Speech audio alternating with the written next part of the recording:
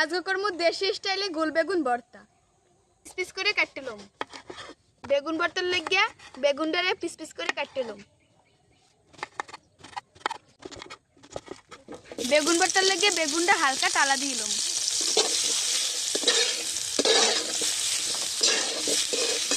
ভর্তার লাগে কাঁচা মরিচ টেলে লইছি, পেঁয়াজ এখন একলগে মাখাইলাম।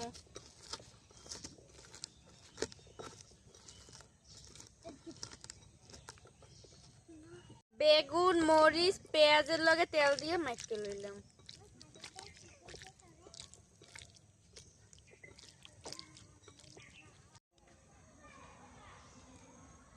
তৈরি হয়ে গেছে মগো দেশি স্টাইলের বেগুন ভর্তা। এখন একটু খাই দেখুন কেমন হয়েছে। গরম ভাত দিয়ে খাইতে দারুণ মজা হবে।